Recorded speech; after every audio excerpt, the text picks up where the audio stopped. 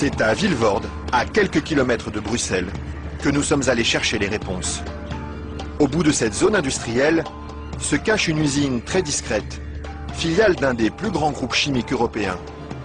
On y fabrique l'un des additifs les plus utilisés par l'industrie, le E441, plus couramment appelé gélatine.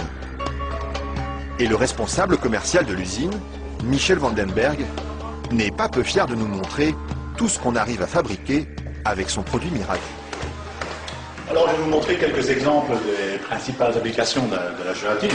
On a vraiment le secteur alimentaire qui est l'application la plus importante au niveau mondial. Alors, vous avez ici tous les produits gélifiés. Le premier marché pour lui, ce sont les bonbons.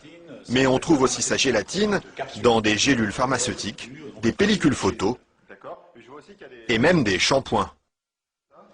Il y en a partout de produits finalement. Ben, ce serait pas mal qu'il y en ait partout. Mais pour ça, il faut produire toujours plus. Alors ici, l'usine tourne à plein régime. Et la fameuse gélatine de Michel Vandenberg, la voici qui sort, tout au bout de la chaîne.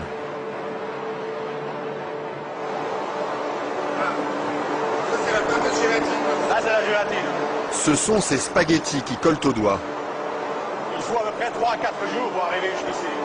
De la préparation de la matière première jusqu'à le séchoir ici. 3 ou 4 jours de transformation dans les entrailles d'une usine où ces immenses cuves remplies d'acide et d'eau bouillante font régner une moiteur tropicale. Et au milieu de cette atmosphère étouffante, il y a un détail qui frappe le visiteur et qui pénètre jusque dans les locaux les plus protégés de l'usine. C'est pourquoi ça? Ah, c'est les odeurs. C'est mauvais les îles? Ça dépend, ça dépend.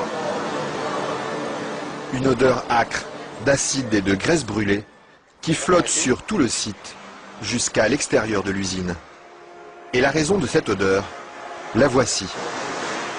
C'est la matière première avec laquelle on fabrique la gélatine. Ça, c'est la matière première. Nous traitons donc la couenne, la peau de porc. D'accord. De la peau de porc qui arrive par palettes entières dans son usine. Une matière première qui ne lui coûte presque rien et qu'il achète dans toute l'Europe. Ceci vient de Hongrie. Ça vient de Hongrie, d'accord. Voilà.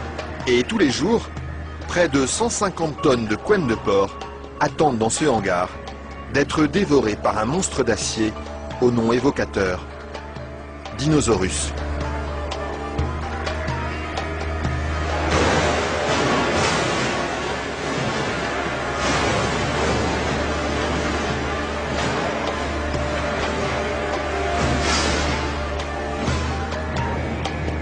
Grâce à cette matière première bon marché, Michel Vandenberg parvient à vendre sa gélatine à moins de 5 € le kilo. Un prix défiant toute concurrence qui lui ouvre sans cesse de nouveaux marchés. Et celui qui marche bien en ce moment, c'est justement le marché des produits light. Attendez, il ne faut pas filmer ça à 1 minute. Mais voilà, ceci, qui est un beurre allégé, 40%. Alors un fromage frais, 0% matière grasse. Et chez lui, on trouve même les plus grandes marques. En marque Danone, taille fine. Une mousse liégeoise de chez Auchan. Voilà, une mousse de la laitière. Alors un produit Weight Watcher, donc avec moins de matière grasse, donc pour stabiliser le produit, pour maintenir l'onctuosité des produits, on utilise la gélatine. Un produit que les industriels n'hésitent pas à utiliser en grande quantité. Le seul problème, c'est qu'ils oublient parfois de l'écrire sur les étiquettes.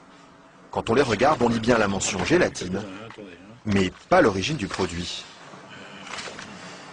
Ils mettent gélatine, mais ils disent pas quelle est l'origine de la gélatine. Pourquoi? Ils assument pas que ce soit fait à partir de porc. C'est quoi le problème qu'ils ont avec ça? Non, mais je veux dire... Non, parce que c'est un produit, c'est un sujet très sensible. Ouais. Parce qu'il y a quand même les minorités, les minorités musulmanes, juives et autres, qui éventuellement ont des problèmes avec ça. Mais ce serait bien justement de leur dire... Ça, je voudrais pas que... Oui, je sais bien, mais je sais pas s'il faut mettre ça dans l'émission. Mais Oui. c'est vrai que, bon...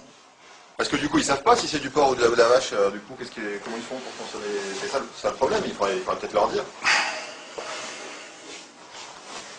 Une question qui laisse Michel Vandenberg sans voix et à laquelle aucune marque de l'agroalimentaire n'a souhaité répondre, malgré nos nombreuses sollicitations. À croire que la gélatine de porc est un sujet sur lequel il préfère rester discret.